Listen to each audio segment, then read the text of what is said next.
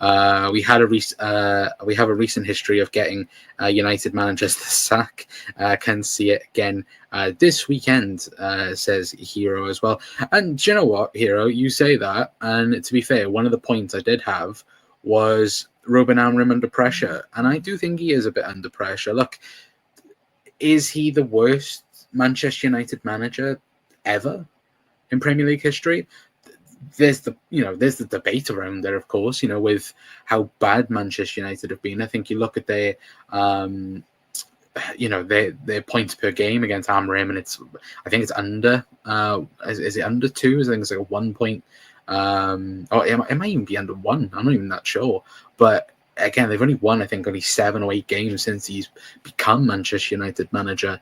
And look, he is really under pressure. I know Arne Slot today in the press conference spoke very highly in terms of, he thinks United have been better performing compared to what they was last season.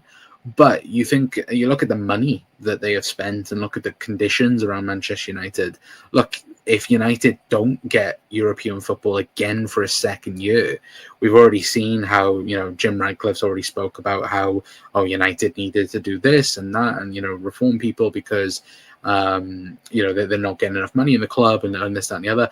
Look, in my honest opinion, Manchester United, the club itself should be competing around European places. But again, like we've seen, for us over the years, in the 90s and early 2000s, where, not even 2000s, pretty much the 2010s, Liverpool was fighting for Europa League football at the time, and then if it was around at the time as well, Liverpool most likely would have been in Conference League in the 2010s era for some stage. And look, in my honest opinion, it doesn't matter how big and how massive the club is, you can always have these tough periods where they go on and have rough periods. Look at Spurs last season, but they ended up winning the Europa League. Manchester United as well.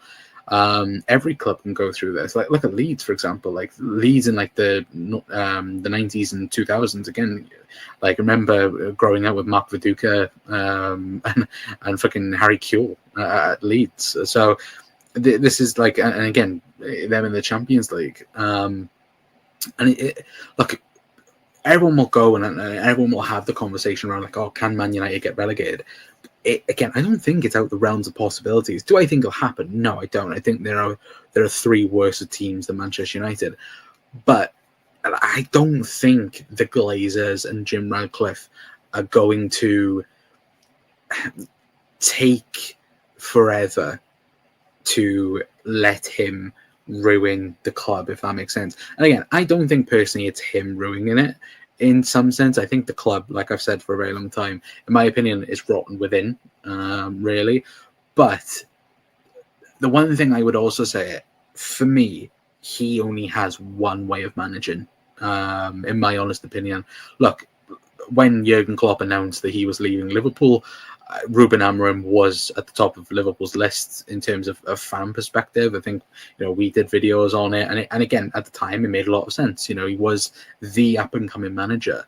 But the way he has kind of neglected ideas of moving away from this 3-4-3 if it doesn't work out. Like, I think the top managers in the league, like I think, again, if Slot, Pep, they adapt in games. They're very adaptive to their type of system, and and if there are changes needed, then they'll go on to do that.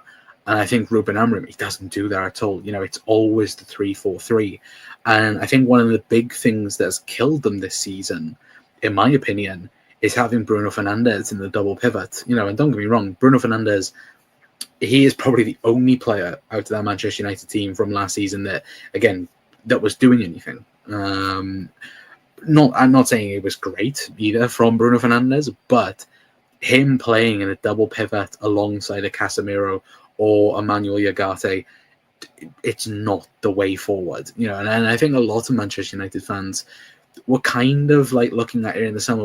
Well, if we did sell Bruno, then we could go and buy a Belieber, for example, and then end up, balancing the midfield a lot more. That could very well play out, perfect for Manchester United.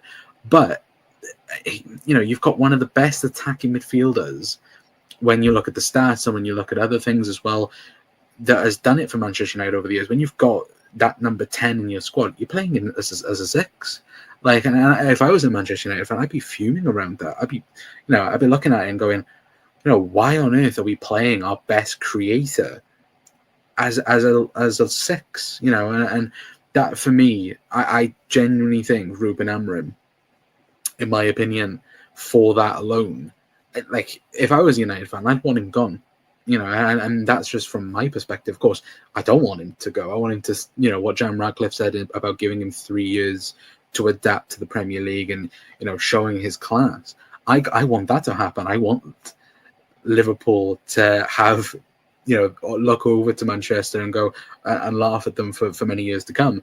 But I look at it as a football perspective, and I'm like, if he finishes in, let's say he finishes bottom half again and they don't have a cup runs or anything, surely he has to be sacked.